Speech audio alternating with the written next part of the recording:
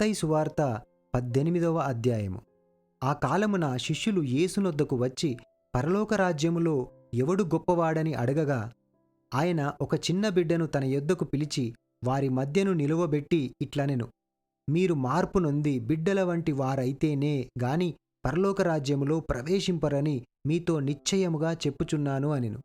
కాగా ఈ బిడ్డ వలె తన్ను తాను తగ్గించుకునివాడెవడో వాడే పరలోక రాజ్యములో గొప్పవాడు. మరియు ఈలాటి ఒక బిడ్డను నా పేరిట చేర్చుకొనువాడు నన్ను చేర్చుకొనును. నాయందు విశ్వాసముంచు ఈ చిన్న వారిలో ఒకనిని అభ్యంతరపరచువాడెవడో వాడు మెడకు పెద్ద తిరుగటిరాయి కట్టబడిన వాడై మిక్కిలి లోతైన సముద్రములో ముంచివేయబడుట వానికి మేలు. అభ్యంతరముల వలన లోకమునకు శ్రమ. అభ్యంతరములు రాక తప్పవు గాని ఎవని వలన అభ్యంతరము వచ్చునో ఆ మనుష్యునికి శ్రమ. కాగా నీ చెయ్యి అయినను నీ పాదమైనను నిన్ను అభ్యంతరపరిచిన ఎడల దానిని నరికి నీ యొద్ద నుండి పారవేయుము. 2 చేతులను 2 పాదములను కలిగి నిత్యాగ్నిలో పడవేయబడుట కంటే కుంటివాడవుగానో అంగహీనుడవుగానో జీవములో ప్రవేశించుట నీకు మేలు. నీ కన్ను నిన్ను అభ్యంతరపరిచిన ఎడల దాని పెరికి నీ యొద్ద నుండి పారవేయుము. 2 కన్నులు గలిగి అగ్నిగల నరకములో పడవేయబడుట కంటే ఒక కన్ను గలిగి జీవములో ప్రవేశించుట నీకు మేలు. ఈ చిన్నవారిలో ఒకణ్ణైనను తృణీకరింపకుండా చూచుకొనుడి. వీరి దూతలు పరలోకమందున నా తండ్రి ముఖమును ఎల్లప్పుడూ పరలోకమందు చూచుచుందురని మీతో చెప్పుచున్నాను. మీకేమి తోచును? ఒక మనుష్యునికి 100 గొర్రెలుండగా వాటిలో ఒకటి తప్పిపోయిన ఎడల 99 కొండల మీద విడిచి వెళ్ళి తప్పిపోయిన దానిని వెదకడా? వాడు దాని కనుగొనిన ఎడల 99 గొర్రెలను గూర్చి సంతోషించునంతకంటే దానిని గూర్చి ఎక్కువగా సంతోషించునని మీతో నిశ్చయముగా చెప్పుచున్నాను. అలాగుననే ఈ చిన్నవారిలో ఒకడైనను నశించుట పరలోకమందున్న మీ తండ్రి చిత్తము కాదు. మరియు నీ సహోదరుడు నీ ఎడల తప్పిదము చేసిన ఎడల నీవు పోయి నీవును అతడును ఒంటరిగా నున్నప్పుడు అతనిని గద్దించుము. అతడు నీ మాట వినిన ఎడల నీ సహోదరుని సంపాదించుకొంటివి. అతడు వినని ఎడల 2-3 సాక్షుల నోట ప్రతి మాట స్థిరపరచబడునట్లు నీవు ఒకరినిద్దరిని వెంటబెట్టుకొని అతని యొద్దకు పొమ్ము.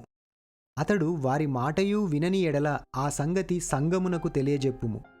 అతడు సంఘపు మాటయూ వినని ఎడల అతనిని నీకు అన్యునిగాను సుంకరిగాను ఎంచుకొనుము. భూమి మీద మీరు వేటిని బంధింతురో అవి పరలోకమందును బంధింపబడును. భూమి మీద మీరు వేటిని విప్పుదురో అవి పరలోకమందును విప్పబడునని మీతో నిశ్చయముగా చెప్పుచున్నాను.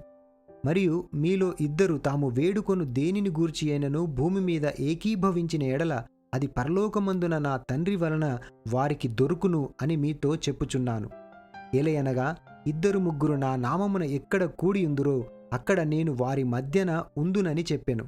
ఆ సమయమున పేతురు ఆయన యొద్దకు వచ్చి, ప్రభువా, నా సహోదరుడు నా ఎడల తప్పిదము చేసిన ఎడల నేనెన్ని మార్లు అతని క్షమింపవలెను? 7 మారుల మట్టుకా అని అడిగెను. అందుకు యేసు అతనితో ఇట్లనెను: 7 మారుల మట్టుకే కాదు, 70 ఏళ్ల మారుల మట్టుకని నీతో చెప్పుచున్నాను. కావున పరలోక రాజ్యము తన దాసుల యొద్ద లెక్క చూచుకొన గోరిన ఒక రాజును పోలియున్నది. అతడు లెక్క చూచుకొన మొదలుపెట్టినప్పుడు అతని 10,000 తలాంతులు అచ్చియున్న యొకడు అతని యొద్దకు తేబడెను. అప్పు తీర్చుటకు వాని యొద్ద ఏమీయూ లేనందున వాని యజమానుడు వానిని, వాని భార్యను, పిల్లలను, వానికి కలిగినది యావత్తును అమ్మి అప్పు తీర్చవలనని ఆజ్ఞాపించెను. కాబట్టి ఆ దాసుడు అతని ఎదుట సాగిలపడి మ్రొక్కి, నా ఎడల ఓర్చుకొనుము, నీకు అంతయు చెల్లింతునని చెప్పగా ఆ దాసుని యజమానుడు కనికరపడి వానిని విడిచిపెట్టి వాని అప్పు క్షమించెను. అయితే ఆ దాసుడు బయటకు వెళ్ళి తనకు 100 దెనారములు అచ్చియున్న తన తోడి దాసులలో ఒకనిని చూచి వాని గొంతు పట్టుకొని, నీవు అచ్చియున్నది చెల్లింపుమనెను. అందుకు వాని తోడి దాసుడు సాగిలపడి, నా ఎడల ఓర్చుకొనుము, నీకు చెల్లించేదనని వానిని వేడుకొనెను. కాని వాడు ఒప్పుకొనక అచ్చియున్నది చెల్లించు వరకు వానిని చెరసాలలో వేయించెను. కాగా వాని తోడి దాసులు జరిగినది చూచి మిక్కిలి దుఃఖపడి వచ్చి జరిగినదంతయు తమ యజమానునికి వివరముగా తెలిపిరి. అప్పుడు వాని యజమానుడు వానిని పిలిపించి, చెడ్డదాసుడా, నీవు నన్ను వేడుకొంటివి గనుక నీ అప్పంతయు క్షమించితిని. నేను నిన్ను కరుణించిన ప్రకారము నీవును నీ తోడిదాసుని కరుణింపవలసి ఉండెను గదా అని వానితో చెప్పెను. అందుచేత వాని యజమానుడు కోపపడి తనకు అచ్చియున్నదంతయు చెల్లించు వరకు బాధపరచు వారికి వాని అప్పగించెను. మీలో ప్రతివాడును తన సహోదరుని హృదయపూర్వకముగా క్షమింపని ఎడల నా పరలోకపు తండ్రియు ఆ ప్రకారమే మీ ఎడల చేయుననెను.